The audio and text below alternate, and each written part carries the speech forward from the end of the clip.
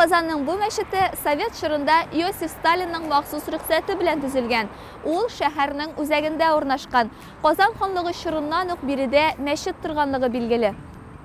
Бу урында Казанның гына түгел, Татарстанның иң беренче мәчетләренең берсе Кылмәмәт мәчете торган. Бер мәчет тарихы тапшыруы бүген Кабан арты мәчетенә юнәлә.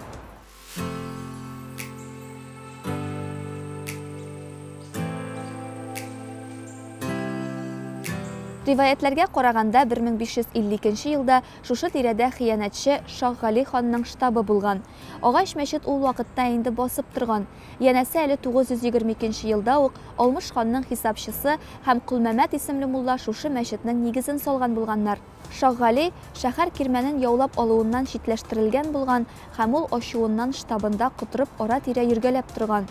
Кирмәннең штурманнан качып килгән шәһәр халкы Кабан күле камышларына яшеренмәкче булган, әмма Шаһгали аларны тураклап бетергән. Үләр алдыннан кешеләр Шаһгалигә ләгънәт укыганнар, ә ул үзе мәчетне яндырып китеп барган. Әлбәттә, бу риваят кенә, ләкин асылында өлешчә хакыйкать бардыр. Бу мәгълүматны бүгенге көндә раслаучы дәлилләр юк. Бердән-бер шөбһәсез фикер ул бу урында шул вакыттамы, соңракмы Кылмәмәт мәчете булуы. Казанны яулап алганда Кылмәмәт мәчете яндырыла. Бу вакыйгадан соң 200 еллап вакыт узгач, мәчет торган урында яңа мәчет бинасы бастырыла. Тик Рус православ чиркәвенең епископы Лука Канашевичның буйрыгы белән җимерелгән мәчетләр исемлегенә эләгә һәм юкка чыгарыла.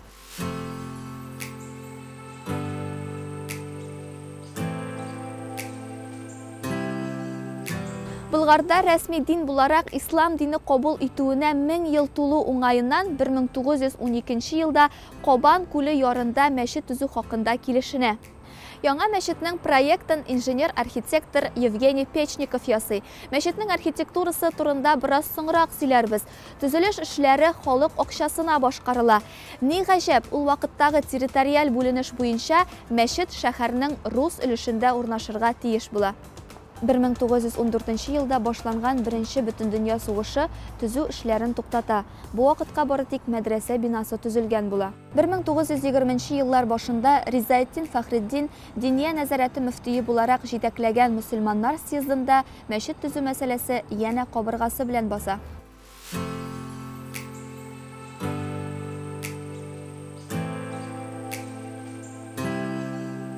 Мәчетне төзергә рөхсәт алырга кирәк булгач, махсус делегация Иосиф Сталин белән очрашуга Мәскәүгә китә һәм кирәкле рөхсәтне алып кайта.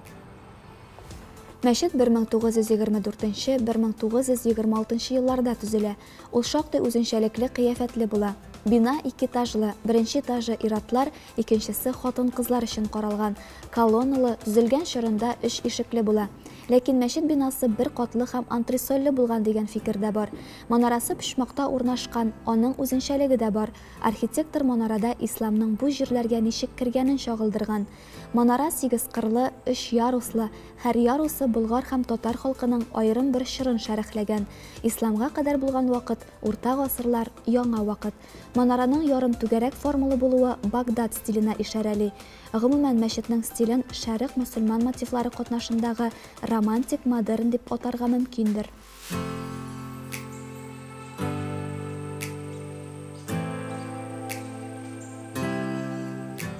Мәчетнең исеме Кабан арты мәчете һәм юбилей мәчете.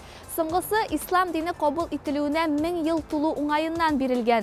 Мәчет Кабан күле яр буенда урнашкан.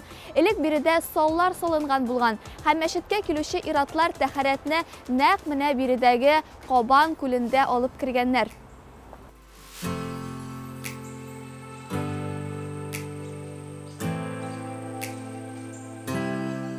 Иосиф Сталинның махсус рөхсәте белән төзелүгә карамастан 1930 елның 6 февралендә Татарстан Республикасының Үзәк башкарма комитеты карары нигезендә мәчет ябыла. Манарасыннан ярым ай салдырыла, аның урынына Советлар иленең кызыл әләме эленә. Сугыштан соң бу бинада Дасаф оешмасы да, балалар бакчасы, мәктәп тә булып ала. 1991 елда мәчет мәхәлләгә кайтарыла. Шул ук елны мәчеттә ислам кабул итүенә 1000 ел тулу исемендәге беренче 2 еллык мәдрәсә ачыла. Соңыннан кичке мәктәп, хатын-кызлар өчен курслар да оештырыла. Bir мәчет тарихы тапшыруы бүген Кабан арты мәчетендә булды. Әссәламу алейкум ва рахматуллахи ва баракатух.